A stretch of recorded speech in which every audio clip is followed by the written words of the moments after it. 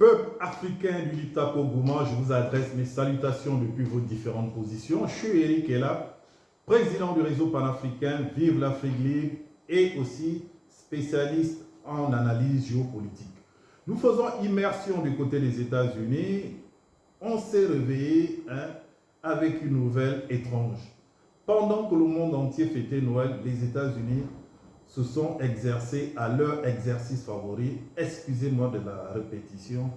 Ils ont bombardé au niveau du Nigeria avec l'accord bien sûr de Tinubu qui est le président, les groupes Boko Haram au Nigeria, prétextant que ces groupes terroristes sont en train de lessimer les catholiques au niveau du Nigeria.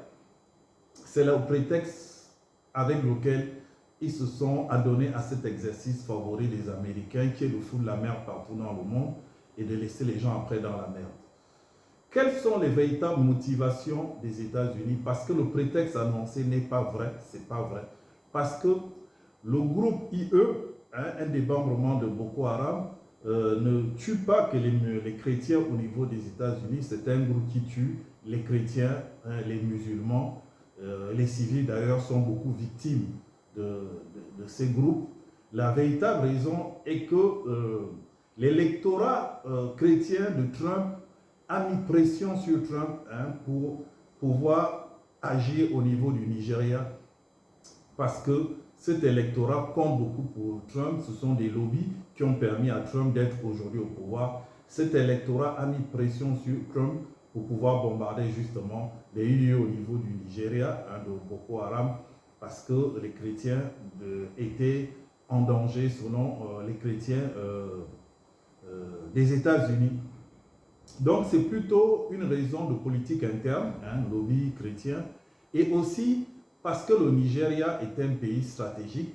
Vous le savez que la géostratégie aujourd'hui, pour dominer le monde, joue un rôle très important, et l'Afrique aujourd'hui devient vraiment le théâtre d'expérimentation.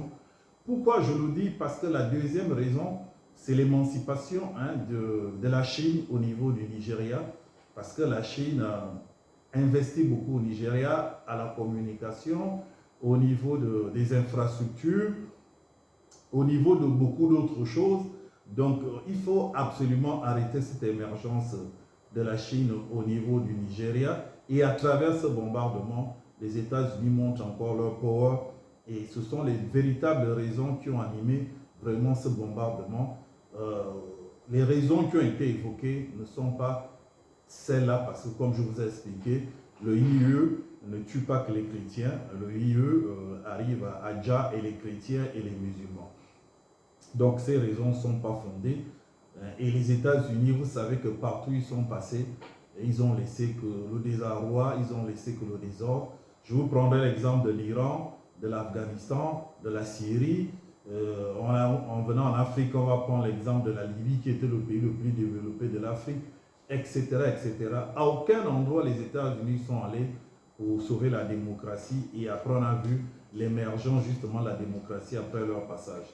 Donc je tiens à décrire cela, et je trouve cela vraiment pathétique que Tinubu puisse rentrer dans ce jeu, parce que là, la boîte de Pandore ouverte, Tinubu donne aux États-Unis une porte ouverte sur l'Afrique, c'est-à-dire qu'ils peuvent se réveiller un matin et bombarder n'importe quel pays africain, parce que la tête de la politique interne du président ne leur revient pas.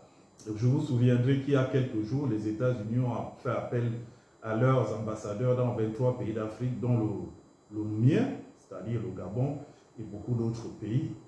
C'est une façon de mettre la pression sur les dirigeants pour des exigences que nous ne connaissons pas en même temps que nous connaissons. Donc c'est leur stratégie, il est partout dans le monde sans y être. Je conseille aux Africains de prôner l'unité comme les pays de l'Est, parce qu'aujourd'hui au niveau du Venezuela, ils ont du mal à attaquer parce que l'Amérique du Sud s'est coalisée avec une aide de la Russie. Mais là, je ferai une vidéo particulière là-dessus. Je vous dis au revoir, que Dieu vous bénisse depuis vos différentes positions. Il était important de dénoncer cela en tant que panafricain. Ciao, bye.